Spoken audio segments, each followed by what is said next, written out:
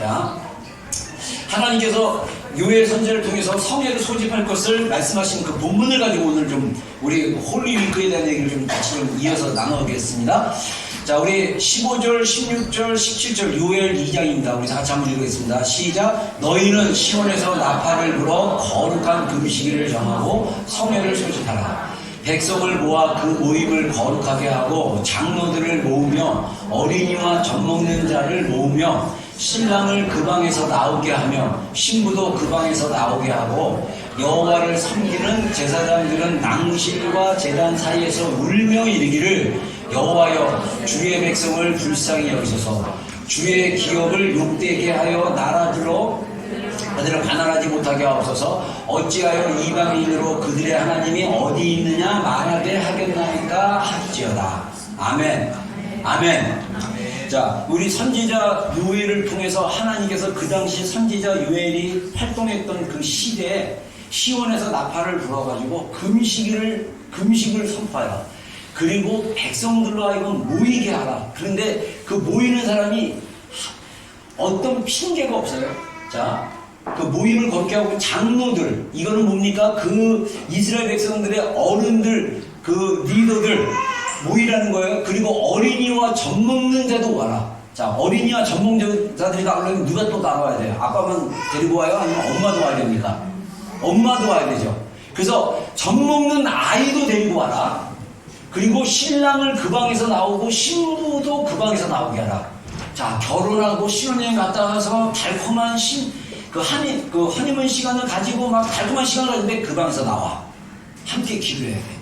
그 정도로 비상사항이다 라고 성경에 얘기하고 있습니다. 그러면서 뭐라고 얘기하냐? 여호와를 섬기는 제사장들은 낭실과 제단에서 자기가 거하는 그런 그 오비스와 같은 걸 섬기는 그런 룸과 또 하나님의 그 예배 안에 그 제단 안에서 울면서 하나님 앞에서 기도하며 현실의 상황에서 우리가 왜 이방인들에게 너희가 하나님을 믿는다 그러면서 너희들이 왜 너희의 삶이 그러느냐라고 이렇게 조롱받고 이런 것들에 대해서 하나님 앞에 하소연을 하고 기도하라 라고 말한 본문이 요엘서 말씀입니다. 그래서 제가 요엘서 말씀 잠깐 소개하자면 요엘이라는 이름 자체가 여호와는 하나님이시다 그런 이름이 있습니다. 그래서 우리가 이제 성경 주석이나 이런 걸 보면 선지서를 설명을 해줄 때 항상 중요한 게 이 선지자가 어디 출신이고 어느 시대에 활동했고 또 그 이름의 의미가 무엇이냐. 왜냐하면 그 선지자의 이름에 맞게 하나님이 일하십니다. 그래서 여러분들 우리의 이름도 부모님이 이름을 지어줄 때 그냥 이름을 지어주지 않고 정말 의미를 담아서 이름을 지어줘요. 그래서 여러분들이 그 이름에 맞게 사는 거 이게 굉장히 우리 인생에 중요하고요. 우리 크리스찬들은 예수님을 안 믿었을 때 태어났으면 우리가 크리스찬의 어떤 이름이나 크리스찬의 성경적 의미를 가지고 크리스찬 네임을 하나 만들면 되게 좋다고 생각해요. 저도 예수님 안 믿는 가정에서 태어나가지고 장명서라고 이름을 지어주는 그곳에 가서 이름을 받아가지고 했는데 그 이름이 정말 섭리로 봤을 때 하나님의 보혈로 달려가는 자 그런 의미가 있어요. 하나님의 진리로 달려가는 자 이걸 제가 해석한 겁니다. 그래서 이름을 그렇게 해석했는데 그래서 제가 이 나라 와가지고 처음 19년 전에 바이블 칼리지 영어가 좀 공부 이제 처음 시작할 때 제가 영어 발음이 이렇게 평소에 잘 안 좋아요. 지금도 안 좋아요. 한국말 발음 별로 안 좋지만 근데 발음을 편하게 하기 위해서는 제임스가 좋고 그 다음에 야고보 우리 가지고 있는 성경의 그 야고보가 예수님의 동생이지만 그 전설에 의하면 하도 무릎을 꿇고 기도를 하셔가지고 낙타무릎이라는 그런 이야기가 있습니다. 그래서 야고보처럼 기도하는 사람이 되겠다. 그래서 제임스를 하다가 나중에 한 2, 3년 지나고 나서 기도하는 중에 내가 뉴질랜드라는 나라에 와서 사는데 다니엘과 같은 사람이 되야겠다. 그래서 다니엘이 총리이면서 선지자이면서 또 중보자이면서 그리고 마지막 때를 아는 사람이고 그래서 여러 가지 함의적인 의미가 있어서 제가 영어 이름을 다니엘로 바꿨어요. 그리고 나서 저의 삶이 다니엘처럼 마지막 때를 알고 정말 하나님을 섬기는 그런 삶이 되야겠다라고 해서 계속 저의 크리스찬 이름으로 제가 살면서 저의 이름에 맞는 삶에 대한 것들을 지금 그렇게 이렇게 하려고 하고 있습니다. 그래서 이 선지자들에게 이름의 의미는 그 선지자들의 삶 가운데 하나님이 일하셨던 내용, 그리고 하나님이 선지자들을 통해서 이스라엘 백성들에게 보여주는 하나님의 주요 메시지를 선지자 이름에서 알 수 있다, 이렇게 볼 수 있다는 거죠. 그래서 요엘, 여호와는 하나님이시다, 이런 의미고요. 그 다음에 배경에 보면 기원전 830년경에 이 요엘이 활동했던 시대에 갑작스럽게 메뚜기 재앙이 왔어요. 그래갖고 그때 당시 북왕국과 북이스라엘과 남유다로 해갖고 이스라엘이 반으로 이렇게 갈라져 있었는데, 남쪽 예루살렘에 있는 유다 쪽에 그 전체 메뚜기들이 그의 농사진 거를 다 갉아먹었어요. 근데 그 메뚜기만 온 게 아니라 여기서 보면 그 다음에 나오는 그 메뚜기의 종류들이 있어요. 한 2종류가 더 와서 진짜 싹쓸이를 다 해버린 거예요. 근데 이스라엘 백성들이 충격을 먹었어요. 아니, 하나님 살아계시는데 우리에게 왜 이런 재앙이 있었느냐, 막 이렇게 고민을 할 때 선지자 요엘이 하나님으로부터 말씀을 받아서 선포를 하는 것입니다. 그러면서 그 선지자 요엘이 이 메뚜기의 재앙이 온 것은 이스라엘 백성들이 하나님을 떠났기 때문이라고 경고를 하고 하나님께로 돌아오라고 권면을 합니다. 여러분, 우리가 늘 제가 얘기하지만은 우리의 그 자연적 세계와 하나님이 거하시는 천국 영적인 세계가 연결되어 있습니다. 그래서 예수님께서 말씀하시기를 너희가 땅에서 무엇인지 매면 하늘에서 매일 것이고 너희가 땅에서 무엇인지 풀면 하늘에서 풀린다. 그래서 땅에서의 일과 하늘에서의 일이 같이 연결되어 있어요. 그래서 땅에서 어떤 재앙과 안 좋은 일들이 있다면 그것은 땅에서 사는 어떤 우리들에게 하나님이 주시는 경고일 수도 있다, 이렇게 봐야 되는 것이에요. 그래서 여러분들, 우리가 살다 보면요, 하나님이 우리를 사랑하시기 때문에 때로는 경고를 주세요. 그래서 그 경고에 대해서 우리가 딱 깨어서 반응하고 회개하고 돌아오면 그 경고로 인해서 생겼던 일들이 다시 회복되어지고 우리가 순종했을 때 또 하나님의 말씀 안에 나아갈 때 회복이 되어지고 하나님이 더 큰 그 더블의 그 축복을 주시는 경우가 굉장히 많습니다. 그래서 우리가 이 땅에서 우리가 살면서 내 삶 가운데 일어나는 사건들과 일들에 대해서 그냥 우연히 일어났다고 보지 말고 그 일들에 대해서 하나님이 주시는 어떤 메시지, 하나님이 우리에게 주시는 어떤 것들이 있는지를 체크해 볼 필요가 있어요. 이 이스라엘은 전체 공동체가 메뚜기로 인해서 이 이스라엘 백성들의 마음이 무너지고 분위기도 안 좋고 막 경제적으로 또 1년 농사가 다 망쳤기 때문에 경제적으로도 굉장히 어렵고 이랬을 때 그 원인이 뭐냐? 이스라엘 백성들이 하나님으로부터 떠나 있었기 때문입니다. 여러분, 하나님으로부터 떠나 있는데 그래서 하나님이랑 상관없이 난 너무 잘 된 것 같아 막 이러면요, 그 사람 지옥의 문이 열린 거랑 마찬가지예요. 두려워하셔요.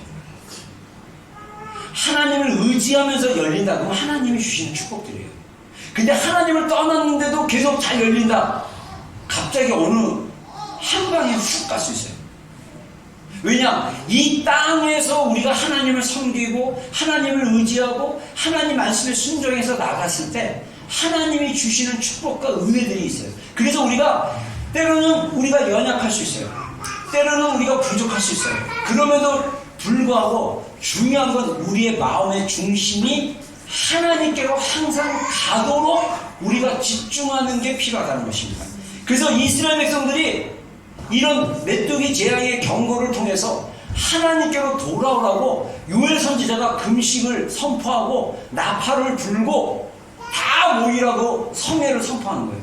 제가 우리 이제 올해 들어가면서 하나님이 특별히 저한테 개인적으로 주셨던 말씀이 뭐냐면, 올해 우리 공동체가 복음의 실제를 경험하는 한 해가 되기를 하나님 정말 원하신다고 그래가지고 제가 거의 지금 진짜 지금 이 시간까지 복음을 경험하자고 계속 강조하고 막 하고 이래도 보기도 하고 저래 보기도 하고 막 그랬는데 그 안에서 은혜 받고 따라오는 사람들도 있고, 그러지 못한 사람들도 있습니다. 근데 제가 하나님께 받은 그 감동의 그 기대치가? 그게 좀 안 미치는 것 같아요, 우리 공동체가. 그래서 기도 끝나고 제가 샤워하다가 그전에는 연속 기도를 하자. 그래서 어떻게든 우리 여러분들의 마음에 하나님을 사랑하는 마음에 불이 붙을 수 있도록 좀 도와줘야겠다. 제가 좀 이성적으로 생각을 했어요, 맨 처음에. 그래서 저는요, 하나님께서 주신 것 중에 하나가 뭐냐면, 하나님이 특별히 주시는 제 이성을 넘어서는 감동들도 있어요. 근데 대부분 하나님은 저한테 논리적으로 말씀하세요. 논리적으로. 근데 제가 여기서 목회를 해보니까, 목회를 하면서 우리 교회 성도들뿐만 아니라 다른 이제 우리 목회하는 목사님들과 같이 교제하면 성도들의 삶이 바뀌지 않는 그런 모습들을 굉장히 많이 봤어요. 뉴질랜드에서. 제가 한국에서 19년 떠나온 지 19년이 돼가지고, 한국은 어떤지 모르는데, 우리 친구나 이렇게 동기 목사나 이렇게 후배 목사들 교회 방문하고, 그 다음에 이렇게 우리 목회자들 말을 들어보면, 제가 30년 전에 20대 때 신앙생활하는 거랑 지금 한국의 신앙적인 분위기가 완전히 달라요. 한마디로 신앙이 다 이렇게 다운됐다 그럴까? 기도 시간들이 줄고 예배 때 사람들이 한 거예요. 우리 친구 목사는 물론 빚내서 했지만 유치원 건물 사가지고 리노베이션 막 7천만 원 주고 하고 막 엄청 잘 해놨어요. 근데 수요일날 예배 사람들이 안 와. 그러니까 늘 사모님과 그 딸내미 둘이서, 그래서 목사님 3명이서 한대요. 그래서 금요일에 한번 와서 이제 설교 한번 해라는데, 갔더니 처제 부부랑 이렇게 해서 한 7명 이렇게 와 있어요. 그래서 제가 기도에 불을 붙인다고 열심히 했는데 소리를 안 내셔가지고 불이 안 붙어. 근데 이게 제가 느끼는 건데요, 우리 친구 목사 교회뿐만 아니라 여러 교회 가서 제가 기도에 불을 붙이려도 다들 가만히 이렇게 있어요. 마치 우리 한 7, 8년 전에 우리 비전교회, 제가 막 여러 번 소리를 내서 기도합시다 그러니까 막 제가 주여 하면 우리 청년들 다 입대. 근데 요즘은 이제 좀 소리 내기 시작하고 막 기도하려고 하고 막 너무 감사해요. 할렐루야. 네. 아멘 안 하네? 할렐루야. 아멘. 근데 이게 지금 왜 이럴까? 제가 논리적으로 이성적으로 좀 고민을 하면서 생각을 해봤는데, 저는 이거는 개인적인 의견 사견입니다. 근데 이게 저는 일리가 있다고 생각한 게, 한국에는 옛날에 제가 청년 시절에 부흥회가 2번 있었어요. 봄 부흥회, 신령 부흥회 그래가지고 봄에 일주일 새벽 기도도 하고 저녁에 막 3일 집회하고 막, 그리고 그 다음에 가을에 한 번 있고, 그래서 성도들이 열심히 기도하면서 하나님을 섬기도록 부흥 강사도 있었는데, 그때 부흥 강사들 중에 정말 성령의 능력을 경험하시는 분들이 굉장히 많았어요. 제 청년 때만 해도. 근데 이제 우리 목회자들 안에서도, 부흥 강사들 안에서도 성령의 능력이 아닌 진짜 이성적인 말씀 막 이런 식으로 하면서 말씀 강해 성해, 말씀 성해 이런 식으로 하는데 설교 위주로 나가긴 하는데, 성도들에게 기도하는 시간들이 더 점점 줄어들고, 그래서 성도들이 어떤 기도로 하나님을 구하고 하나님을 경험하는 분위기가 점점 시간이 지날수록 그게 안 되는 것 같아요. 그래서 저는 단순한 생각하기를, 우리 오클랜드에서도 부흥회를 1년에 한 2번 정도 하면 좋겠다, 그런 마음을 가졌는데, 정말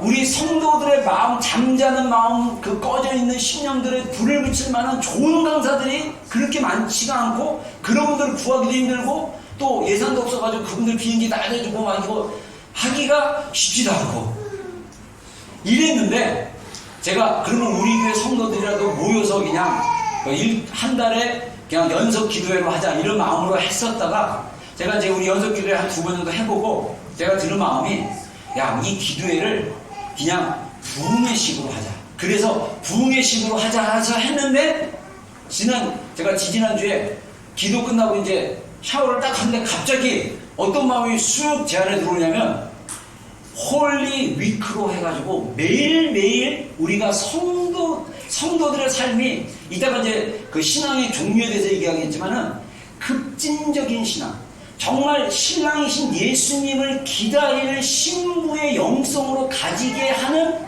그 훈련을 가질 수 있도록 우리가 매일의 삶을 그렇게 살아야 되는데, 그렇게 살 수 있도록 한 달에 한 번 일주일 동안 훈련을 시키고 계속 이게 훈련이 계속 되어져서 우리 공동체가 이제는 매일매일 신부의 영성을 가지고 살 수 있도록 하는 과정으로 한번 해보자라는 마음의 감동을 제가 받았어요.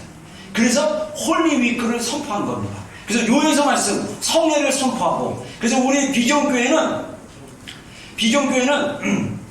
한 달에 한 번, 한 주간 하나님 앞에 전적으로 좀 헌신하는 그런 시간을 가졌으면 좋겠다는 마음이 듭니다. 자, 그리고 요엘 선지자는 어떤 의미가 있냐면요, 마지막 대한 예언을 가장 먼저 한 선지자입니다. 그래서 제가 주소집 어제 찾아보니까 요엘 선지자가 예언했던 여호와의 두렵고 그 두려운 날이 임하기 전에 해서 여호와의 날에 대한 예언적 이야기를 했을 때 성경의 이사야나 예레미야나 또는 그 사도행전이나 이런 사람들이 이 요엘의 마지막 때 예언들을 인용하거나 그 예언에 이어서 계속적으로 했다, 이렇게 성경 주석학자들이 얘기를 하더라고요. 그래서 선지자 요엘, 그래서 요엘서가 마지막 때 이 성경 66권 중에 마지막 때 중요한 성경 중에 하나가 요한계시록, 그 다음에 그 구약에서는 뭐 이사야나 뭐 에스겔이나 이런 거 있는데, 작은 선지서로는 요엘서랑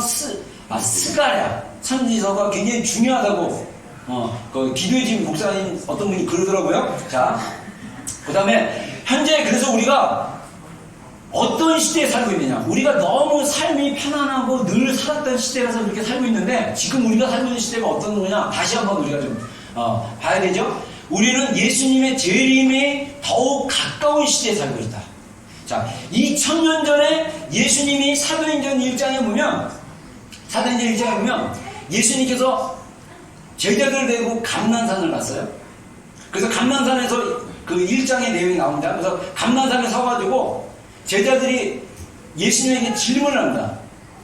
이스라엘을 회복할 때가 이때입니까? 딱 얘기를 하니까 예수님이 그때와 시기는 아버지께 안 하니 오직 너희는 성령이 너희에게 임하시면 너희가 권능을 받고 예루살렘과 유대와 사마리아 땅끝까지 복음을 전하는 증인이 되리라, 이렇게 말씀하셔요. 그러면서 제자들이 보는 앞에서 승천하셨어요. 그리고 나서 제자들이 사도행전 2장에 보면 마가의 어머니가 했던 그 다락방에 모여가지고 그 함께 10일 동안 성령님을 기다리면서 기도해서 성령님이 충만하게 임하셔가지고 쭉 2000년이라는 기독교의 교회가 시작되고 역사가 시작되는데, 그때 그 초대교회, 보통 초대교회를 얼리처치 그 시대를 313년 로마의 그 국교가 되기 전까지는 우리가 초대교회라고 얘기해요. 근데 그 초대교회 시대 때 300년 동안 그 초대교회 성도들은 다 자기 시대에 예수님이 오실 것을 믿었어요. 그래서 사도 바울 서신서나 예수님 자신도 너희 중에 인자가 구름 타고 오는 것을 보리라라고 말씀하셨어요. 그렇기 때문에 예수님의 말씀은 그 하루가 천년 같기도 하고, 그래서 우리가 생각하는 그 시간이 아니라 하나님의 시간을 얘기했는데, 제자들은 그때 이야기를 내가 살아있는 생전에 예수님이 오실 수 있구나. 그래서 다 이 초대교회 성도들은 종말론적인 신앙을 가지고 예수님이, 내가 살아있는 시대에 예수님이 올 거라고 생각하고 살았다는 거예요. 근데 2000년 동안 예수님이 오시지 않았어요. 근데 마지막 때에 대한 메시지들이 쭉 있는데, 예수님이 오시려면 성경의 말씀들이 성취가 돼야 돼요. 그래서 우리가 이 살고 있는 시대는 2000년 전에 제자들이 살았던 시대보다 더 가깝게 예수님이 오시는 시기가 시간적으로 되게 가깝다, 이걸 우리가 볼 수 있다는 거죠. 그래서 성경의 예언들이 성취되고 있죠. 이거 우리 뭐 아는 사람도 알지만 복음이 모든 민족에게 거의 다 전파되었다. 자, 그래서 이 하나님의 말씀이 성경 66권 이걸 가지고 모든 민족에게 복음을 전하는 일들이 거의 마무리가 안 들어갑니다. 그래서 지금 그 문화인류학자에 의하면 세계 인종들, 지구상에 사는 언어나 민족들을 나눴을 때 22,000에서 22,000 전으로 보고 있어요. 문화인류학자들이. 근데 그 사람들이 쓰는 언어로 다 성경이 거의 다 번역되어 있어요. 요즘은 이제 AI도 나와가지고 그 사람들의 언어를 가지고 지금 성경을 만들고 있어요. 여러분들 알다시피 이 마오리라는 나라가 문자가 없었어요. 그죠? 문자가 없고 마오리어가 있었어요. 쿠테타마마마마 아오라 테아와 막 이렇게 해서. 근데 이거를 선교사님들이 와가지고 문자를 어떻게 만들었습니까? 영어 단어로 마오리 발음을 할 수 있도록 만들어져가지고 영어 단어 스펠링을 쓰지만 말은 마오리예요. 뭐 로트루아, 이것도 우리가 로트루아로 읽지만 이거는 마오리 말에 뭐 호수 중에 호수인가 뭐 아무튼 호수의 도시인가 뭐 이런 표현이 있대요. 그래서 그런 언어 문자를 만들어서 이 마오리 사람들도 이제 성경을 통해서 마오리어로 영어 문자를 차용했지만 마오리어로 성경이 있습니다. 그래서 마오리들 중에 예수님 믿는 사람들이 꽤 많아요. 그리고 마오리들 안에 문자가 가르쳐지기 시작하고 말씀이 전해지기 시작하면서 저기 우리 그 베이 오브 아일랜드 제가 그쪽 가봤는데 그쪽에 하나 성령께서 한 150년, 100년 전인가 한번 역사하셔가지고 마오리 부족의 전체 성령의 역사가 일어나서 기독교가 마오리 전체 부족이 다 예수님 믿는 부족으로 바뀌는 그런 성령의 역사도 100년 전인가 있었어요. 베이 오브 아일랜드에 있는 교회부터 감리교에서 시작해가지고 그 정도로 역사들이 일어나는데 지금 막 아마존 밀림에 있는 부족들 이들에게도 가면 이들의 언어가 있는데 문자가 없어. 그러면 선교사들이요 평생 어떤 분들은 또 몇 년 하다가 그 이어서 그분들의 언어를 배워서 문자를 만들어주고 그리고 성경을 번역하고 그래서 그들이 그 언어를 배우고 자기의 말로 예수 그리스도는 하나님의 아들이시며 복음에 설명되어지고 특별히 마가복음 1장부터 16장이 그들의 언어로 번역되고 그들의 그 원주민들 사이에 사역자가 나오고 원주민들 사이에 교회가 세워지면 복음이 전파됐다라고 했던 그 1973년에 스위스 로잔에서 있었던 복음주의자 회의에서 내렸던 그 카테고리에 의하면 지금 거의 1000개 정도 언어만 빼놓고 거의 다 지금 번역이 돼요. 그러니까 복음이 모든 민족에게 전파돼야 되리니 그때가 돼야 끝이 오리라 말씀하신 그때가 시기적으로 왔다는 거예요. 그거 말고도 굉장히 많은데 제가 간단하게 이스라엘의 회복 이거는요 기가 막히고 코가 막히고 진짜 하나님은 살아계시다는 거를 2500년 전에 이스라엘이 예루살렘이 망하고 다시 회복되는 그 과정 여정 가운데 하나님이 선포하신 거예요. 이미 요엘 선지자가 활동했던 830년은요 686년인가 예루살렘이 멸망을 하거든요. 그리고 이스라엘 백성들이 바벨론 포로로 갔다가 70년 만에 돌아와가지고 느헤미야, 에스라 이런 사람들이 바벨론 포로 이후의 시대를 살아가는데 솔로몬의 성전이 짓기 전에 요엘은 이미 활동했던 선지자예요. 그래서 약 200년, 150년 전에 이미 활동했던 선지자인데 예루살렘의 멸망이나 하나님의 심판에 대해서 예언하고 그리고 사도행전 2장에 베드로가 성령 충만을 받아갖고 이스라엘 백성들에게 설교를 하고 예언을 했을 때 요엘 선지자의 예언을 인용을 합니다. 마지막 때 하늘이 피색으로 변하고 막 진동이 일어나고 막 이러는데 내가 각 남종과 여종에게 내 영을 부어주고 어린아이는 노인은 꿈을 꾸고 어린아이는 예언하게 될 것이고 청년은 환상을 보게 되고 이런 요엘 선지자가 첫 번째 예언은 뭐냐면 성령이 마지막 때를 알리는 그 신호로 각 사람의 마음 각 사람에게 성령님이 임하심으로 나타나는 현상을 예언적으로 했고 그 다음에 피가 막 지구의 달빛이 막 피색으로 바뀌고 막 지구가 흔들리고 막 그냥 난리가 나는 요한계시록에 이제 7개 인이 띄어지면서 대접이 막 부어지면서 지구상의 3분의 1이 죽고 막 재앙이 오고 막 지금 링링이랑 막 그냥 파도가 엄청 막 부르죠. 이런 이전에 경험하지 못했던 재앙과 그 질병과 전염병과 그 일들이 앞으로 더 심각해질 거예요. 요한계시록에 나와 있어요.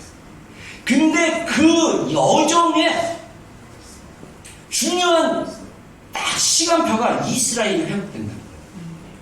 2000년 동안 나라 자체가 없어서 흩어졌던 이스라엘이 회복돼서 하나님이 이스라엘에게 아브라함을 통해서 다윗을 통해서 약속하신 영원한 언약, 하나님은 한 번도 이스라엘을 포기한 적이 없는데 우리가 중간에 신학적으로 이스라엘 대신 교회가 생겼기 때문에 이스라엘은, 민족적인 이스라엘은 끝났다라고 신학적으로 딱 해버렸는데 하나님께서 이스라엘을 다시 회복시켜줍니다. 여자아이가 이사야 말씀처럼 어찌 여인이 하룻밤 사이에 아이를 낳을 수 있느냐 할 정도로 그런 역사가 일어난 거죠. 그래서 이스라엘이 생긴 1948년도 이스라엘이 생긴 역사를 보면요, 진짜 하루아침에 갑자기 준비된 것처럼 유엔에서 팔레스틴 땅에다가 우리 이스라엘이라는 나라 세워주자 딱 세우면서 이스라엘이라는 나라가 생기고 전 세계에 있는 유대인들이 막 몰려들기 시작합니다. 지금도 오고 있어요. 그런 역사들이 성경에 나와 있는 그 역사들이 성취된 게 이스라엘. 그리고 또 하나 뭐냐, 다윗의 장막의 예배 회복, 기도운동의 확산. 제가 우리가 오클랜드 기도의 집이라고 하지만 올해는 좀 기도의 집보다는 이제 우리 교회 사역에 좀 집중하자 그래가지고 이제 우리가 기도의 집 사역 이제 섬겼던 우리 지체들이 좀 힘들어해서 좀 쉬고 이제 내년도부터 우리 이제 다시 기도의 집을 하겠는데, 이번에 그 실버데일 그 빈야드 무슨 교회다, 빈야드가 아니라 무슨 교회지? 아무튼 그 치유 어제 그 세미나 있어가지고 그 교회 갔는데 와, 사이즈하고 분위기가 다 기도의 집이에요. 실버데일 옛날 타운 2층이에요. 그냥 밑에는 그 옷가게고 카페고 그런데 계단으로 올라오면 2층인데 우리 그 리브룸보다 조금 큰, 주일학교 쓰는 룸보다 조금 큰 사이즈인데 이렇게 돼 있고 갑자기 소망을 갖게 됐어요. 야, 우리도 이거 교육감경 기도의 집을 여기서 하면 이런 사이즈에 알바니에 있으면 더 좋고, 우리 지체 누가 그러더라고요. 목사님 우리 이쪽으로 와도 돼요 막 이래서. 실버데일까지 제가 또 가려면 좀 힘들긴 하지만 아무튼 그래서 기도의 집 하면 좋겠다 이런 마음이 듭니다. 여러분, 제가 9년 전인가 그 미국의 캔사스 기도의 집 그것도 가게 된 것도 정말 하나님의 은혜로 갑자기 막 연결돼가지고 가게 됐는데, 가서 제안 하나님 주셨던 마음이 뭐냐면, 야, 뉴질랜드에도 24시간 끊이지 않는 예배와 중보가 있는 기도의 집이 있었으면 좋겠다. 그런 마음의 소원을 줬어요. 그래서 갔다 와서 이제 우리 교회 수요일부터 기도의 집 해갖고 뭐 하프앤볼이 뭔지도 모르는데 그냥 이렇게 하면 돼. 그래가지고 막 해가지고 쭉 해왔다가 타오랑과 기도의 집이 몇 년 전에 없어졌지만 타오랑과 기도의 집이 거의 11년을 유지했어요. 거기는 주당 40시간 기도의 집을 했어요. 주당 40시간 정도 그 일반 교회 빌려서 그 기도의 집, 그 레인들이라고 그러는데 성경에 나와 있는 레인들처럼 아예 기도의 집에 헌신된 사람들, 그래서 파트타임이든 풀타임이든 헌신된 사람들이 40시간 계속 중보기도 또 같이 이렇게 했었는데, 안타깝게 이게 한 2, 4년 전에 없어졌어요. 그래서 오클랜드에 정말 24시간 하나님께 끊임없이 예배와 중보를 드리는, 아니 요즘 맥도날드도 24시간 하는데 드라이브드로 정말 이 해가 가장 먼저 뜨는 이 오클랜드, 뉴질랜드에 그런 기도의 집이 있었으면 좋겠다. 그런 마음을 가지고 지금 시작했는데, 일단 우리가 이제 교회와 기도하는 기도하는 교회 그래가지고 프레임 처치라 그래가지고 우리가 지금 이제 기도의 집을 같이 하는 교회들이 지금 전 세계적으로 있습니다. 그래서 거기에 우리가 같이 이제 믿음으로 이렇게 나가고 있는 중입니다. 그래서 여러분들도 그 컨셉을 가지면 되고요. 제가 이제 그 홀리 위크를 하니까 제가 되게 좋은 게, 편한 게, 우리 교회 칠 때 같이 비전, 기도의 집이 있고 이스라엘하고 있고 뭐 이런 거 있는데, 이런 거를 좀 이렇게 집중적으로 가르칠 수 있고 또 말씀으로 평일에 말씀 묵상하며 하게 하면서 우리 성도들이 좀 배우고 컨셉을 알고 기도하게 할 수 있는 좋은 기회가 되겠다, 이런 생각이 좀 들었습니다. 그래서 우리가 집중적으로 훈련받는 그런 시간이 되고요. 그 다음에 적그리스도가 등장하기 위한 전조, 세계 통합의 분위기. 자, 성경에 보면 적그리스도가 짐승이라고도 합니다. 그래서 요한계시록에 경고가 되어 있어요. 그래서 요한계시록을 해석하는 적지 않은 성도들과 저희 신학자들과 목회자들은 요한계시록은 상징이다. 그래서 그 짐승의 표받고 인자의 표받고 막 이런 거 다 이거 그냥 상징이기 때문에 그냥 그 비유로 해석해야 된다 그러는데, 놀랍게도 우리 이제 그 IR 분가 뭐라 그러지? 그 칩 같은 거 지금 누르려고 그냥 베리칩이라고 그러지. 옛날에 베리칩에다가 한참 붐드다. 요즘 베리칩 얘기 안 하는데, 그래서 지금 이제 우리가 가지고 있는 카드를 핸드폰에 넣고, 야 나중에 이제 핸드폰 불편하니까 우리 몸에다가 모든 걸 넣자 그래가지고 이제 은행 계좌부터 시작해가지고 이제 칩을 이제 넣게 되면 이제 손목이나 이제 이마나 이런 데 할 수도 있다라는 썰이 있죠. 근데 저는 그게 어느 정도 맞다고 생각합니다. 지금 이제 보안이나 뭐야 생체 해가지고 저도 지금 핸드폰 거 여기 막 손가락으로 지문으로 이렇게 해가지고 하는데, 나중에 이런 것들을 몸 안에 넣기 시작하면 이제 전 세계를 통합하는, 경제적으로 통합하고 종교적으로 통합하고 뭐 이런 분위기가 나면 마지막 때 이제 적그리스도, 하나님을 대적하여 높아선 그 예수님을 대적하여 높아선 그런 존재가 나타날 거라고 성경에 계속 경고하고 있는 것을 우리가 믿고 있는 거죠. 자, 그 다음에 그래서 우리가 이 마지막 때 살고 있는 우리가 성경적인 신앙의 패러다임이 필요하다는 거예요. 자, 그러면 여기 제가 세 가지 생각을 해봤어요. 우리의 신앙이 지금 그 맹목적 신앙, 그 맹목적인 신앙은 뭐냐면 능력도 생명도 기쁨도 없이 세상 속에 동화된 삶을 산다. 많은 그리스도인들이 세상 사람들과 별반 차이가 없어요. 누가 나한테 그러더라고요? 오히려 교회 한다는 사람들이 더 인격적인 사람이 더 있대. 그럴 정도로 예수님을 믿는데 비인격적이고, 예수님을 믿는데 교회를 다니는데 더 상태가 안 좋은 그런 크리스찬들이 굉장히 많아요. 그 안에 복음의 능력이 없기 때문입니다. 저는 복음의 능력이 없고 생명이 없고, 아까 우리 그 헌금 영상으로 보여준 그 목사님, 그 목사님 영상 사실 옛날에 한번 또 보여줬던 거인데 다시 설교랑 연결돼서 여러분들에게 보여주는데, 우리가 의무로 하는데 그 의무가 기쁨 없이 하는 의무는요, 기쁨 없이 드려지는 예배, 기쁨 없이 하나님 앞에 나오는 거, 물론 시기적으로 힘들고 어렵고 또 침체돼서 그럴 수는 있어요. 그러면 다시 회복하면 되는데, 기쁨으로 예배 드리는 거, 기쁨으로 하나님 섬기는 거, 내 안에서 살아계신 예수 그리스도의 복음을 통한 생명으로 느끼고 그 생명의 감정과 기쁨과 그 즐거움으로 살아가는 것을 전혀 경험하지 못하고 신앙생활한 사람들이 명목적 그리스도인이라고 생각해요. 여러분들 경험하셔야 돼요. 피자 먹는 거, 뭐 좋은 거, 이거 뭐 많이 경험하잖아요. 근데 우리 안에서 살아서 역사하시는 그 하나님과 왜 우리가 교제를 못합니까? 그게 우리가 가지는 명목적 신앙이 되면요, 우리의 생각의 영역이 세상화돼가지고 세상 사람들하고 비슷하게 생각해요. 자, 여러분들 한번 물어보겠어요. 여러분들 정말 천국을 사모하고, 내가 예수님 앞에 갔을 때 내가 상급이 있어가지고 내가 예수님께 인정받고 내가 즐거움으로 주님의 날을 맞이할 건가? 이런 기대감과 그런 자세가 되어 있는지, 아니 그런 거 상관없이 우리 아이들 잘 먹고 잘 살고, 좋은 학교 보내고, 편안하게 살고, 남편 직장 좋고, 돈 많이 벌고, 그러니까 이 돈이 이만큼 있으니까 우리 여행을 어디를 가고, 이번에 올해는 어디 가고, 내년에는 어디 가고, 그리고 애를 위해서 이걸 사주고, 이거 사고, 돈 있으니까 차 바꾸고, 집도 크게 하고, 이렇게만 사는 게 여러분의 인생의 목적이고, 이런 식으로 계속 살면 세상 사람들 다 그렇게 살아요. 세상 사람들이랑 사는 차이가 뭡니까? 지금 야단치는 거 아니에요. 혹시 여러분들이 그런 사람이 있으면 그렇게 이런 말투가 여러분들을 기분 나쁘게 한 거예요. 사랑합니다. 진짜요.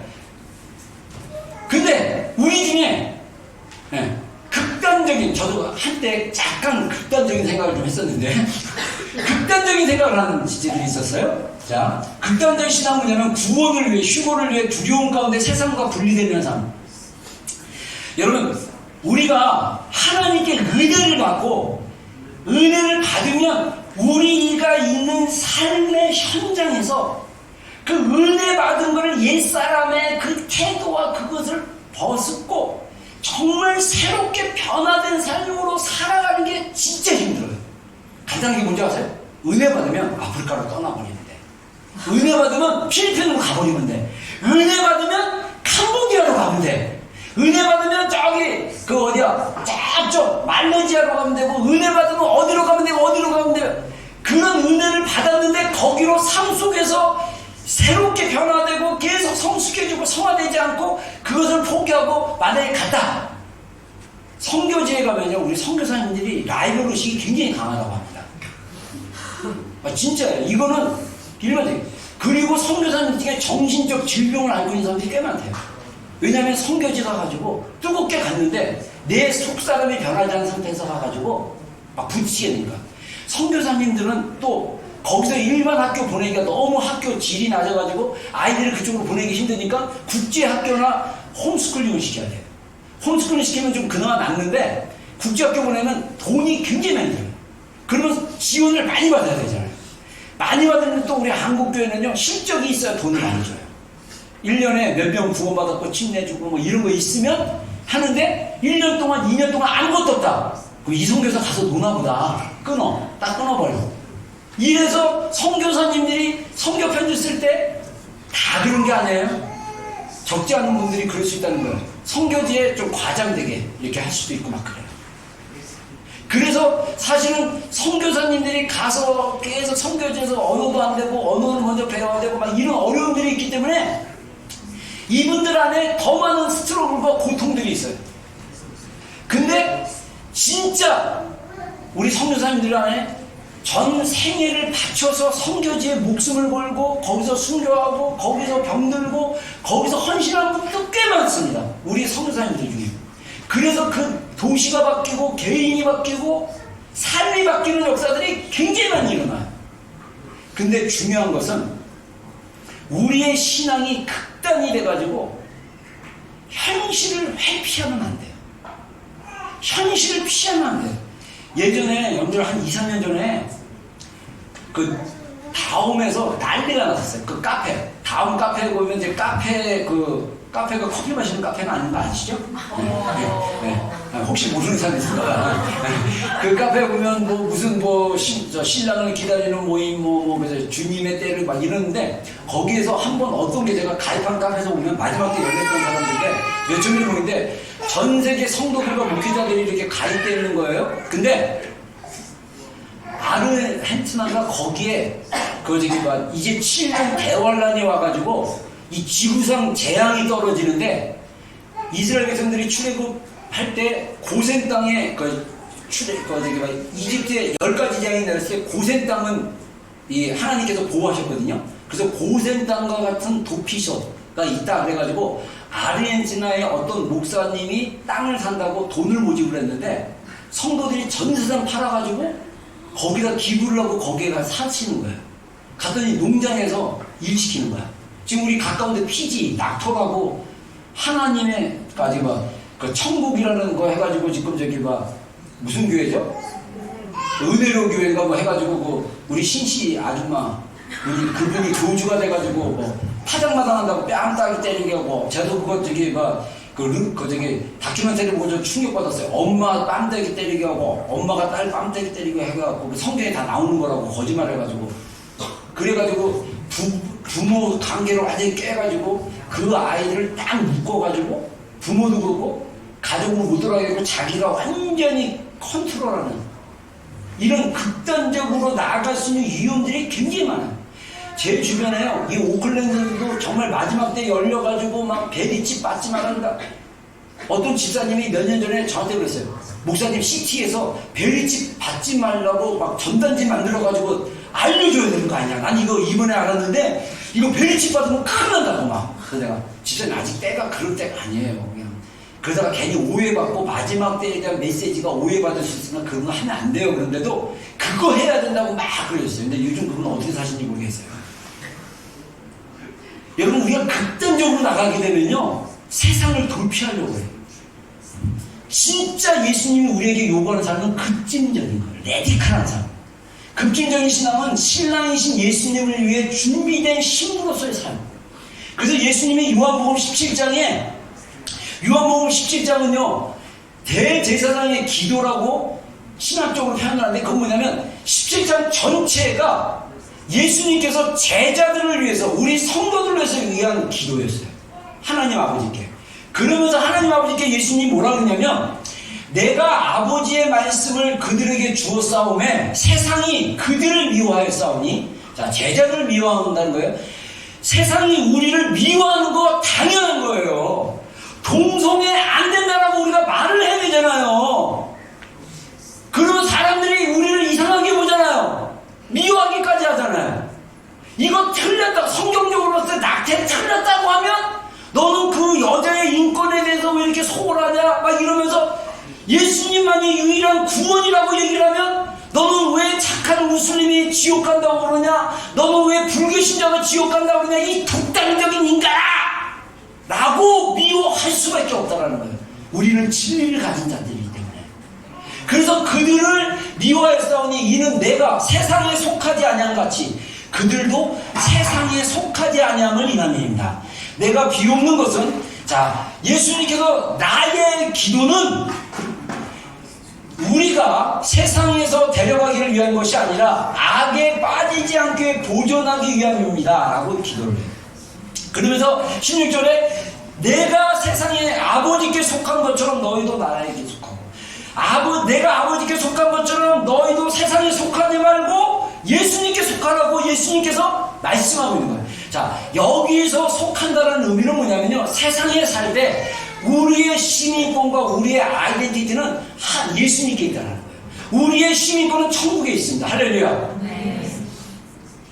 여러분, 우리가 자꾸 여기서 뉴질랜드 시민권, 한국 시민권, 뭐 미국 시민권 그거 있으면 우리가 그 패스포드로 그냥 들어갈 수 있잖아요. 안 그러면 비자 받고 들어가야 돼요. 천국에서 이미 우리가 예수 그리스도로 믿고 우리가 구원받았으면 우리는 천국 가는 시민권이 우리 안에 있는 거예요. 근데 우리가 이 땅에 샀을 때 하나님이 우리를 대사로 보내셔서 세상에 있으나 세상 문화에 속하지 않는 자, 세상에서 빛과 소금의 역할을 감당하고 하나님의 자녀로, 하나님의 백성으로 우리가 이 땅에서 삶으로 보여주는 그런 모습으로 살라고 하나님이 말씀하신 거예요. 그래서 우리는요, 급진적인 신앙을 가져야 돼요.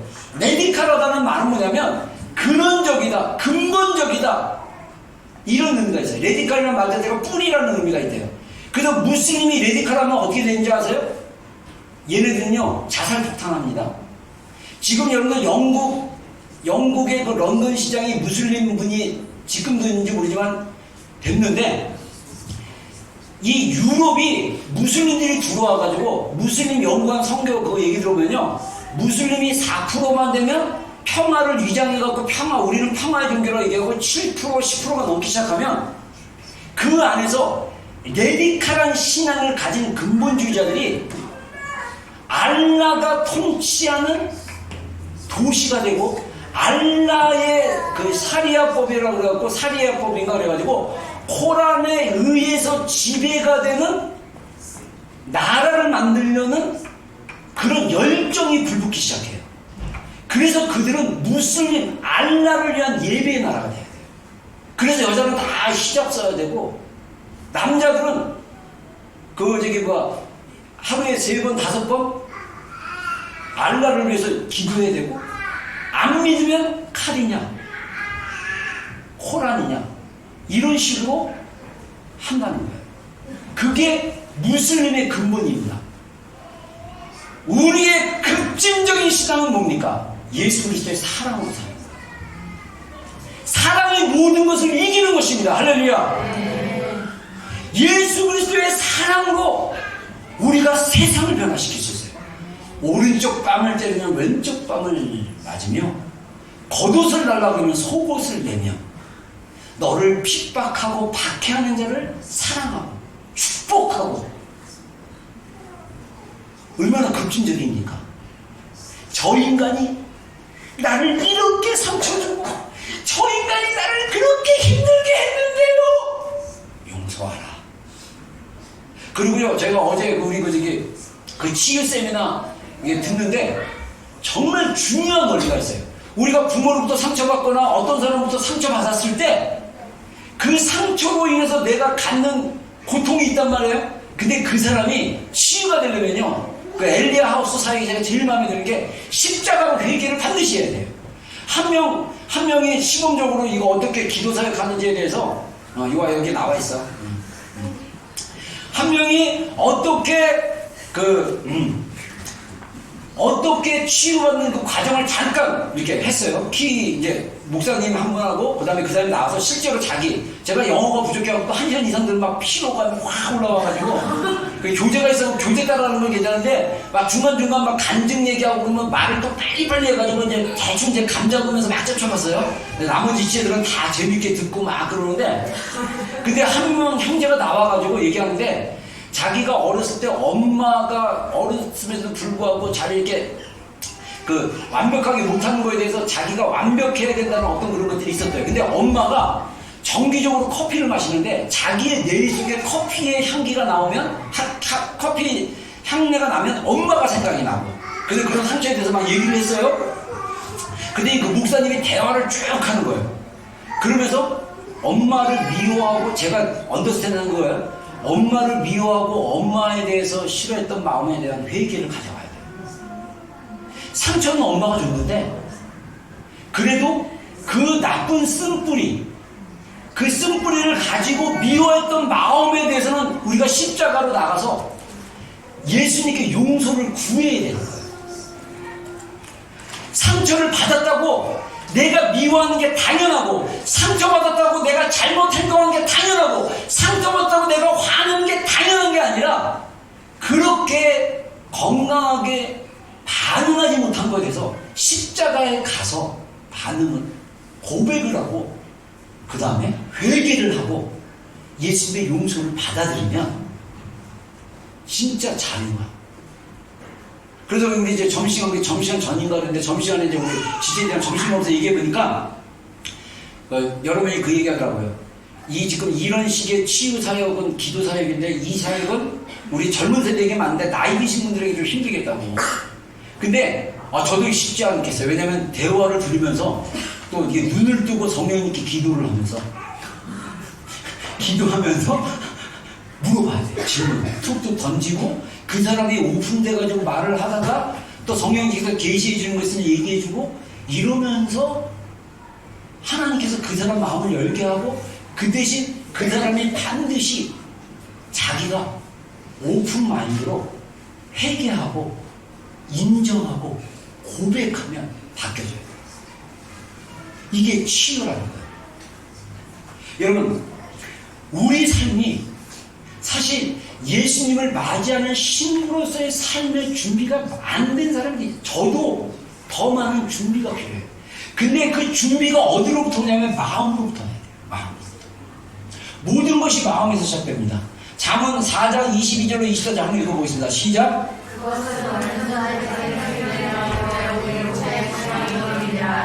모든 실망하는 것 중에 거울의 마음을 지키라. 생명의 근원이 예수가 아니라 부러진 말을 내 입에서 버리며 비틀어진 말을 내 입술에서 멀리하라. 예, 자 여기 잠언 4장 21절 20절에 보면요, 아들아 너희가 네가 내 말에 귀를 기울이고 내 말에 집중을 해라. 그래서 여기 21절 영어로는 제가 하셨는데 이 댐이라는 것은 말씀입니다. 말씀을 너의 눈앞에서 떠나지 않게 하고 이 마음에 계속 이 말씀을 지켜라. 그러면 이 말씀을 얻는 자에게 생명이 되고 그 온전한 육체의 건강이 되리라. 여러분, 우리가 예수님의 말씀을 마음에 있고 그 말씀을 예수님이 주시는 기쁨과 평강이 내 마음에 있으면요, 염려가 떠나게 돼요. 예수님이 주시는 그 평안, 예수님이 주시는 그 기쁨이 내 안에 있으면 몸 안에 정신 때문에 마음 때문에 오는 질병들이 저절로 치유될 수 있어요. 근데 많은 크리스찬들이 그러지 못하는 이유가 뭐냐면 마음을 지키는 부분에 힘들기 때문에, 또는 어렸을 때 가정에서 너무나 많은 혼란스러움과 상처와 또 이런 것들을 받았기 때문에 그게 정리가 안 된 상태에서 힘들어할 수 있어요. 그래서 그 여건이 어떻든 하나님이 우리를 치유해 주십니다. 그게 복음이라는 거예요. 그리고 그래서 우리의 마음을 지키는 게 굉장히 중요하고, 또 마음 지키는 것 중에 하나가 뭐냐면 구부려진 입에서 내 입에서 말을 버리고 삐뚤어진 말을 내 입술에 넣는 거예요. 이 홀리, 그때 제가 부탁드리는데요, 말 조심하세요. 여기 저기 우리 부모님들 용어로 쓸게, 주둥이 숯불에 지져버려야 돼. 마음을 못 지키면 말에서 나와. 마음이 우리 육체와도 연관되어 있고 말하고도 연관되어 있다. 행동하고 있어. 우리가 거룩하게 바뀐다는 건 말이 바뀌어야 돼. 굉장히 중요합니다. 여러분들이 말만 잘하고 말만 제대로 하면 마음도 교정될 수 있어요. 제가 어렸을 때 우리 아버지로부터 받았던 부정적인 말들이 있어요. 그 말이, 저는 예수님 믿고 그거 끊어버리고 나중에 제가 이제 신학교 가니까 우리 아버지가 굉장히 격려를 많이 해주셨어요. 저에게 아버지가 기대하는 목회자로서의 모습에 대해서도 막 축복해주고 막 그랬는데, 제가 그전에는요, 제 말 안에 내 마음에서 소리가 들려요. 우리 아버지가 나한테 했던 말. 부정적인 말이에요. 공개하지 않을 거예요. 그런 말이 있어요. 그런 말이 제 안에 들리면 저는 인정을 하는 거예요. 재밌는 사실이, 여러분들 우리가 이 내적 치유나 이 자기 내면 아이 들어가면요, 내 안에서 여러 소리가 들립니다. 아빠의 소리, 엄마의 소리, 선생님의 소리, 이 소리들이 들려요. 근데 이 소리들이 진리가 아니고 사랑이 아닌 것은 거절하는 훈련을 하셔야 돼요. 그래서 우리의 마음을 지키는 게 굉장히 중요합니다.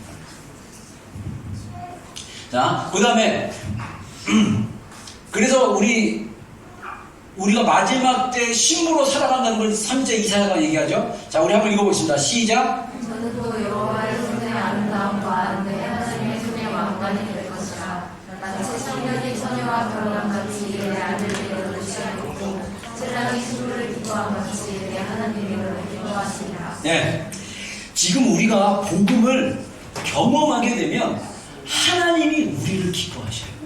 예수님이 신랑이 신부를 기뻐한 같이. 여러분, 우리 결혼하는 지체들이요, 형제들이요, 자매들이요, 결혼할 때 여러분들 어떤 마음으로 했어요? 내가 또 불행한 삶을 시작하거나 이러면서 결혼식을 준비했어요? 아니면 행복감에, 정말 내가 결혼하면 잘 살아가야지, 결혼하면 막 그런 기대감으로 했습니까? 여러분, 하나님이 우리에 대해서 신랑이 신부를 기뻐한 같이, 하나님은 굉장히 인격적인 분이에요. 하나님이 우리를 기뻐하는 걸 우리가 경험을 해야 우리가 사랑을 경험할 수 있어요. 여러분, 자녀들이, 재밌는 사실이, 자녀들이 엄마가, 아빠가 진심으로 그 자녀들을 사랑하는 거나 아니면 자기 자신을 위해서 하는 사랑을 베푸는 건지를 안다는 거예요. 어떤지 제가 얘기하는데, 어렸을 때 엄마가 좋은 옷 입혀주고 잘 씻겨주고 했는데, 그때 느꼈던 게 어린아이 마음에 뭐가 느껴졌냐면, 정말 사랑해서 진심한 마음으로 하는 것보다 그게 엄마가 좋은 거예요. 우리 딸 이쁘다, 사람들에게 우리 딸 이쁘죠, 이런 마음으로 해서 하는. 근데 어린애가 그걸 다 알고 있어요. 우리는 영적인 존재거든요. 인간 안에 12가지 감각이 살아있대. 그래가지고 여러분들이, 애기가, 제가 애니어그램 책에 그 얘기가 나왔잖아요. 제가 예전에 얘기했지만, 갓난애기가 너무 세상이 기뻐가지고 히 웃어. 근데 엄마가 약간 우울한 마음이 있어요. 애를 안았어. 엄마가 안 웃어. 애는 놀랍게도 안 돼요. 엄마가 기쁘지 않는 거를. 그래서 엄마가 기쁘지 않으니까 나는 웃지 말아야겠다 하고 애가 이렇게 자기 웃음을 줄이기 시작합니다. 무섭지 않아요? 우리의 마음의 깊숙한 곳에 있는 생명이 자녀들에게 흐른다. 그래서 영으로 난 것은 영이라는 마음이 그런 말이에요. 제가 여러분들에게 야단친 거 맞는 것 같은데, 육으로 키우지 마라. 성령으로 키워라. 내가 육신으로 아무리 아이들을 대한다 할지라도 그 육신적인 사랑이 나 좋으라는 사랑인지 정말 그 아이를 사랑해서 하는 사랑인지를 구분하셔야 돼요. 예수님은 자기 몸을 버려서 우리를 사랑하신 분이에요. 우리가 예수님의 입장에서 볼 때는 우리가 너무나 소중한 분이에요. 왜? 자기의 생명을 들여서 우리를 구원하셨기 때문에. 제가 아까도 준비 기도하는데 제가 그냥 우리말로 하나님을 갈망하고 이런데 저도 모르게 막 눈물이 막 쏟아지는데, 제가 어떤 마음이 드냐면요, 제가 복음을 경험한 자로서 여러분들과 그 깊은 복음을 경험한 자리로 데려가는 이유가 뭐냐면, 복음의 사랑을 경험하면요 우리 안에 눈물이 그렇게 많아져요. 근데 그 눈물은 슬프기 때문에 우는 눈물이 아니야. 기쁘기 때문에 흘리는 눈물이고, 감사하기 때문에 흘리는 눈물이고, 내 마음의 고통과 두려움을 사라지게 하는 치유의 눈물이에요. 하나님이 나를 사랑하는데 눈물이 나. 여러분들의 남편과 여러분의 아내와 또는 여러분들의 애인이 너무 여러분들을 사랑하는데 눈물 난 적이 있어요? 그건 진짜 사랑입니다. 근데 눈물은 안 나고 기뻐한 적은 있어요. 기분 좋은 적은 있어요. 근데 너무 그 사랑이 기뻐가지고 눈물이 나온다. 이건 진짜 사랑. 예수님의 사랑에 왜 우리가 눈물을 흘립니까? 왜 예수님의 사랑이 깨달아지고 알게 되어지고 고백해야 되어지면 눈물이 계속 우리 안에 흘러나옵니까? 그분의 사랑이 너무나 크시기 때문에. 그리고 이거는요 머리로만 알면 안 되고 하나님이 나를 인하여 기뻐하시기 때문에, 나를 인해서 너무 즐거워하기 때문에. 엄마들이요 알잖아. 뱃속에서 난 자녀들 보면 너무 이쁘잖아. 그거보다 1만 배 더 하나님이 어머니 당신들을 기뻐하시는 분. 그걸 느껴야 돼. 그걸 경험해야 돼. 그러면 하나님의 사랑에 은혜가 내 안에 풀어지기 시작하면 복음이 믿어지기 시작하고, 복음을 믿고 하나님을 신뢰하기 시작하면 환경이나 여건에 상관없이 하나님을 신뢰하고 고백한다라고 고백하고 결단하고 믿음으로 나갔을 때 내 안에서 바뀌어지는 그 감정의 변화와 내 안에서 예수 그리스도로 오는 그 생명의 능력이 내 안에서 흘러나오기 시작합니다. 이게 복음의 능력입니다. 하나님이 우리를 기뻐한다. 이걸 우리의 마음에서 경험되어져야 돼요. 그래서 우리가 그러기 위해서는 이 홀리위크, 제가 이제 이 복음을 경험하기 위해서 우리가 이제 매달 9월달부터 홀리위크를 선포하고 성회를 소집하는 겁니다. 콜. 여러분들은 콜 했어요.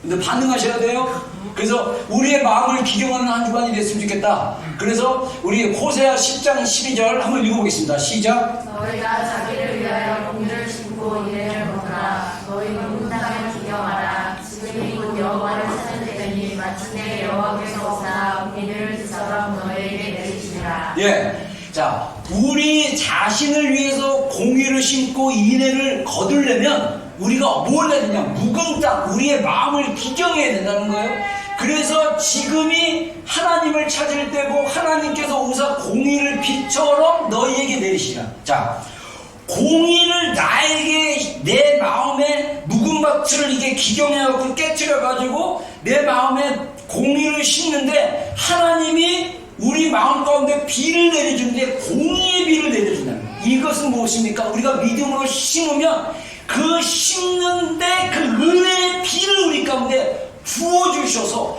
우리의 마음이 하나님의 사랑과 공의로 새로워지고 우리 마음 가운데 인애가 거두어지는, 우리 마음의 열매들이 맺어지는 그런 경험을 하게 될 거다, 이렇게 얘기하는 것입니다. 그래서 우리의 마음을 한 주간 집중하는, 우리의 마음을 기경하는 그런 시간이라는 거죠. 그래서 매일 그리스도와 동행하는 삶을 살기 위한 훈련이 한 줄, 훈련하는 겁니다. 여러분들 마음을. 그 다음에 매일 하루에 2번씩 그리스도께 집중하는 훈련하면서 영적인 근육을 키우는 시간이고, 한 주간 우리 공동체에 하나님께서 주신 말씀을 가지고 함께 기도하는. 그래서 제가 사실 이거 늦게 하는 게, 우리 공동체에 맞는 말씀을 구하기 위해서 제가 굉장히 솔직히 지난주가 너무 주일 저녁부터 바빠가지고 잠도 못 자고 막 이래가지고 제가 컨디션이 안 좋아갖고 몸도 막 그냥 좀 밸런스가 깨지고 막 이래가지고 늦게 하나님께서 마음 주셔가지고 이번 날 주제는 그리스도가 우리 마음에 계시게 하옵시고, 에베소 우리 올해 말씀 성구 중에 우리 그리스도가 우리 마음에 계시는 거, 그리고 속사람이 강건해지는 거, 그리고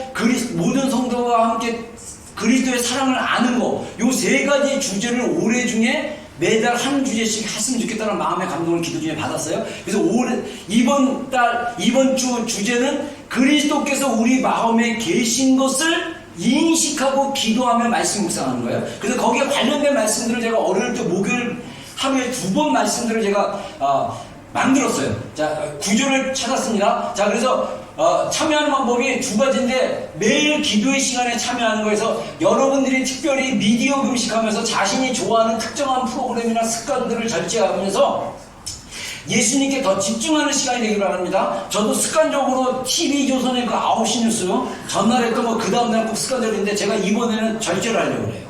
그거 안 보고 더 이제 절제하려고 합니다. 그래서 여러분들이 익숙했던 습관들, 여러분들이 익숙하게 보고 들은 것들을 좀 절제를 하세요. 그리고 마음을 예수님께 가지라는 거죠. 그리고 하루에 2번 시간 되는 대로 예수님께 집중하는 시간을 가지면 되고요. 자, 여러분들 이제 이거 종이 있고 제가 이제 그 카톡에 올려드릴게요. 여기 보면 여기에 보면 9월 9일 월요일날 해갖고 처음에 아침 기도, 침묵하며 예수님께 초점 맞추기 해서 침묵 기도를 먼저 할 거예요. 2분 정도. 자, 2분 정도 침묵 기도를 하는데, 침묵 기도는 어떤 거냐? 침묵을 통해서 생각의 초점을 하나님께 두고 하나님의 임재하는 거하는 방법이 침묵 기도다. 자, 그래서 침묵하면서 2분 동안 한 2분 정도 침묵을 이렇게 하면서 말하지 않고 침묵하면서 생각의 초점을 예수님께 두는 거예요. 자, 그 다음에 산만하게 하는 생각이 들어오면 자신의 호흡에 집중하면서 천천히 내쉬고 들이마시기를 바랍니다. 자, 제가 이 호흡 훈련이 안 돼가지고 잘 안 되는데, 들숨, 날숨 해가지고 들이마시는 거, 그 다음에 내뱉는 거. 여러분, 이거를 천천히.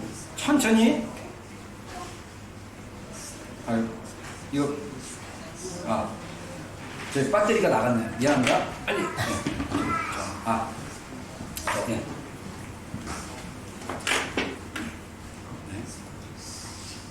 빨리 이렇게 이제 기도를 해야 되니까. 네, 알겠습니다. 자, 그래서 산만한 생각이 들어오면 호흡을 한번 해보라는 거예요. 숨을 이렇게 길게 천천히 들이마시고 천천히 내쉬고 하면 집중이 될 수 있다. 또는 예수님, 주님 이런 단어에 초점을 맞추면서 나의 의식적인 생각의 초점을 그리스도께 조정하기 바란다. 그래서 예수님께 더 집중하면서 침묵 기도를 한번 해보라는 겁니다. 자, 그 다음에 침묵 훈련은 어려운 과정이기 때문에 평소에 운동을 해본 적이 없는 사람이 갑자기 1km를 전력 질주하다 매우 힘들 것처럼 침묵 기도가 힘들어요. 그러나 계속 연습을 한다면 시간이 흐르면서 점차 쉬워질 것이다. 제가 최근에 침묵 기도가 되기 시작했어요. 그전에는요, 몇 년 전에 침묵 기도 시도하다가 막 졸고 막 산만하고, 저는 이게 아니나 보다. 몇 번 시도하다가 기도 시간을 다 망쳤어요. 막 가만히 앉아있는데 막 잠 오거나 막 잡생각이 막, 근데 이걸 어떻게 컨트롤할 줄 몰랐어요. 근데 지금은 그냥 앉아서 조용하게 그냥 예수님 속으로 이게 부르면서 침묵하고 있으면 이게 진짜 살짝, 예전에는 잡생각이 굉장히 많이 들어왔는데 요즘은 잡생각이 별로 안 나와요. 훈련이 되면 그래요. 훈련이 되면. 그래서 달리기 훈련하듯이 이 침묵 훈련도 가능하고요. 그 다음에 이제 묵상기도 있어요. 우리 성경 본문이 아침과 저녁에 두 본문씩 주어지는데, 묵상기도란 소가 되새김하는 것처럼 하나님의 말씀 진리가 입에서 머리로 그리고 마음속으로 들어가게 하는 기도의 방법입니다. 자, 여러분들 제가 소 이렇게 풀 먹는 거 보면 소가 입을 오물오물하고 속에다 이렇게 넣어요. 위에 들어가는데 소는 위가 2개래요. 그래가지고 가만히 있다가 나중에 또 배고프면 위에 있는 걸 딱 다시 끄집어낸대. 그리고 다시 씹는데, 그리고 또 들어간대. 그래서 소의 대세김이 위가 두 개라서 나왔다가 들어갔다가 나왔다가 완전히 소화되면 소에게 완전히 이게 영양분이 되나 봐요. 근데 묵상도 마찬가지예요. 우리가 성경을 자꾸 해석하려고 그러고 분석하려고 그러고 막 그러려고 하는데 그러지 말고 말씀을 천천히 읽으면서 그대로 받아들이는 게 중요해요. 그래서 주어진 짧은 성경 본문을 반복해서 속으로 읽으면 되고요. 그 다음에 성경 말씀을 분석하지 말고 있는 말씀 그대로 내 마음 안에 들어오도록 말씀을 반복해서 읽으시기 바랍니다. 예수님과 대화하는 것처럼 간단하게 말씀을 가지고 기도하면 감사합니다. 자, 그래서 간단하게 따라할 수 있는 기도문을 제가 여러분들 기도하기 쉽게 이렇게 적었어요. 제가 그 본문에 맞는 거. 예를 들면 월요일날 그 성경 본문이 빌립보서 2장 5절로 6절 너희는 그리스도의 마음을 품으라 이렇게 하는데, 여기서 예를 들면 이 부분을 여러분들이 천천히 읽고 속으로 읽은 다음에 기도할 때 예를 들면 이렇게 하면 돼요. 예수님의 마음을 품게 하옵소서. 겸손한 마음이 제 마음에 부어지게 하옵소서. 뭐 이런 식으로 여러분의 말로 편하게 그 본문 말씀을 가지고 이렇게 천천히 기도하시면 돼요. 그 묵상 기도가 말씀을 묵상하고 머리로 깨닫는 게 아니라 마음으로 깨닫고 그 마음에 들어가도록. 처음에는 되게 힘들고 어려울 수 있는데 그렇게 하시라는 거예요. 자, 그 다음에 저녁 기도 시간에는 말씀 묵상과 더불어 하루를 마무리하면서 회개나 감사의 기도 시간을 갖기 바랍니다. 그래서 자세히 설명 나와 있으니까 여러분들 이거 가지시고 한 주간 기도, 목요일까지 기도하시면 되고요. 그 다음에 이제 마지막으로 신령 부흥성에 참석하기. 금요일 토요일 날 얘기했죠. 신랑 신부도 새신랑 새신부도 다 신방에서 나오고 전모기도 나오며 할렐루야. 전모기도 나와서 엄마랑 같이 기도하는 시간 가졌으면 좋겠어요. 그래서 이번에 제가 우리 전문 찬양 사역자를 모셨어요. 우리 전원석 목사님이 찬양 인도를 하실 거예요. 주일까지 3일 부흥 집회. 강사는 접니다. 그래서 말씀은 제가 40분 안에 끝내고 우리 기도를 더 많이 하고, 그래서 우리 정 목사님이 기도 인도까지 좀 해주실 거예요. 그래서 한 20분 정도 7시부터 금요일날 7시, 토요일날 7시 우리 정 목사님 기타 메고 나와서 여러분 찬양으로 좀 하고, 그 다음에 제가 말씀 전하고, 그 다음에 우리가 계속 그 말씀에 맞게, 이번 주제가 그리스도께서 우리 마음에 계신 거에 대한 주제를 가지고 제가 아직 설교 준비 안 했지만 하나님께서 주신 말씀을 가지고 계속 여러분들과 좀 쉐어링하고 나누고 또 말씀 가지고 기도하고 해서 우리가 일주일 동안 정말 예수님이 내 삶의 중심이 되는 걸 훈련하면 우리의 삶의 일상이, 우리가 하나님의 성전이잖아요. 우리 몸 안에 성령님이 계시는 거예요. 내 몸이 성전이야. 거룩함, 홀리 템플. 그래서 우리가 예수님을 의식하며 살아갈 수 있는 삶. 그래서 우리가 세상에 있으나 세상에 속하지 않는 삶. 우리가 세상에 있으나 세상 사람들과 다른 삶. 그래서 사람들이 혹시 목사님이세요? 혹시 선교사님이세요? 혹시 전도사님이세요? 혹시 사모님이세요? 라고, 야, 저 사람은 다르다. 그냥 평신도입니다. 그냥 애기 엄마입니다. 라고 얘기를 했는데 사람들이 다를 정도로 정말 여러분들 우리 내면에 있는 하나님과 내 안에 연결된 생명의 그 실제, 그 생명의 기운이 우리 안에 있잖아요. 달라요. 진짜 달라요. 아이들도 알아. 엄마 오늘은 좀 다른 것 같아? 왜 그래? 아빠 오늘은 좀 다른 것 같아? 훈련되어지면, 마치 제가 옛날에 우리 지금 이제 한국으로 돌아간 우리 목사님들 있어요. 교회 사역하다가 이제 한국에 이제 기한돼가지고 돌아가시고 뭐 이런 분, 한국으로 돌아간 분인데 되게 젊은 목사님인데 우리 수련회 갔더니 이분이 팔뚝이 이렇게 굵어. 그래서 내가 목사님 이렇게 키는 작으신데 당당하고 몸이 좋아. 그래서 내가 목사님 운동하세요? 그랬더니 매일 짐에서 이거 근육 운동하신대요. 일주일. 그 몸이 달라요. 영성도 마찬가지예요. 우리가 주님과 영적인 근육을 키우고 영적인 근육이 우리 안에 있잖아요. 기도시켜보고 우리가 삶에 대하는 태도나 이런 것들이 완전히 달라져요. 할렐루야. 우리가 거룩한 신부로 준비되어 있읍시다. 아멘. 우리가 세상에 살 때 세상에 속하지 않고 예수님께 속한 자로서 우리가 믿음으로 나갔으면 좋겠습니다. 우리 기도할 시간 갖겠습니다. 우리 반주 부탁하고요. 우리 말씀 좀 가지고 여러분들은 좀 결단했으면 좋겠어요. 고백했으면 좋겠어요. 여러분, 우리의 삶이 너무 느슨하고 편안하지 않습니까?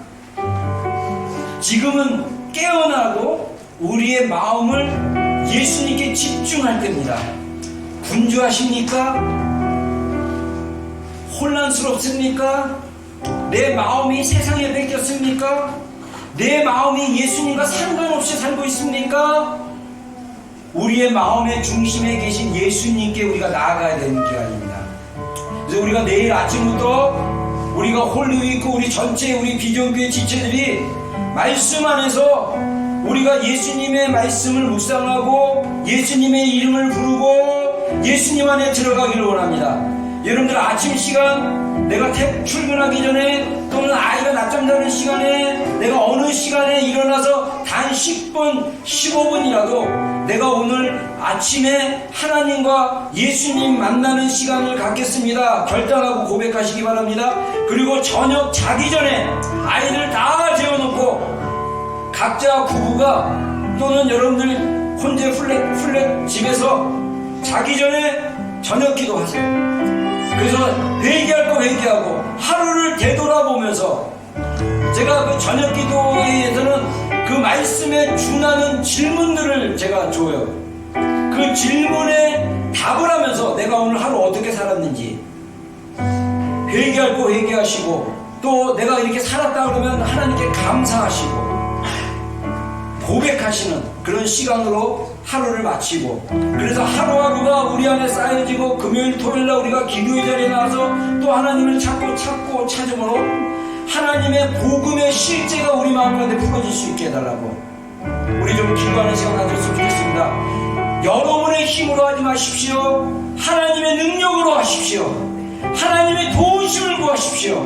내가 하려고 하지 말고 하나님 내가 하는 것이 아니라 내 안에 하나님의 능력으로 할 수 있도록 하나님 나에게 힘을 주십시오. 나는 연약합니다. 하나님 나에게 힘을 주십시오. 우리 하나님께 힘 달라고 생명 달라고 여러분 하루 못하면 괜찮습니다. 다음날 거 하면 돼요. 여러분 율법적으로 하라는 게 아닙니다. 여러분 마음 자원하는 마음으로 하십시오. 자원하는 마음이 안 들면 자원하는 마음을 달라고 이 시간 기도해 주십시오. 내 힘이 아닌 주님의 은혜로 하게 하옵소서. 내 힘이 아닌 주님의 능력으로 하게 하여 주시옵소서. 하나님 우리 사랑하는 성도들 마음속에 이 9월달 홀리위크 아침과 저녁 예수님을 찾으며 말씀을 짧은 시간 묵상하더라도 예수님을 구하는 시간이 되기를 원합니다. 주님의 마음 부어주시고 참여할 수 있도록 은혜를 베풀어 주시옵소서. 우리 주님의 이름과 몸부르고 함께 말씀 가지고 좀 기도하고 고백하는 시간 갖겠습니다. 주여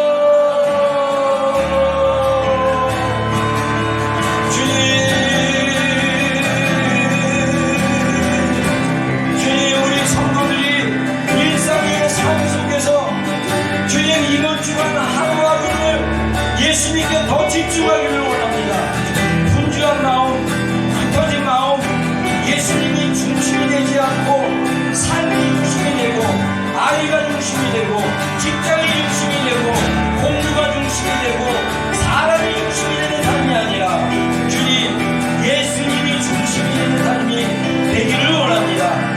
그리스도께서 우리 마음에 뿌리가 박히고 터가 부어지는 예수님께서 그리스도의 사랑이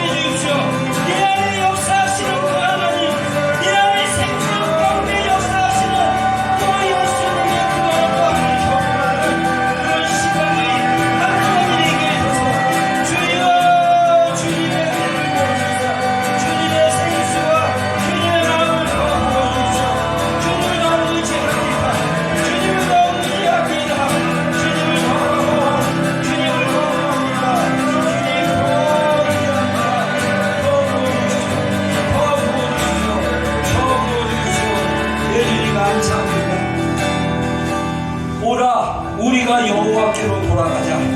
여호와께서 우리를 찢으셨으나 도로 낫게 하실 것이요 우리를 치셨으나 싸매어 주실 것이니라. 여호와께서 이틀 후에 우리를 살리시며 셋째 날에 우리를 일으키시리니 우리가 그의 앞에 살리라.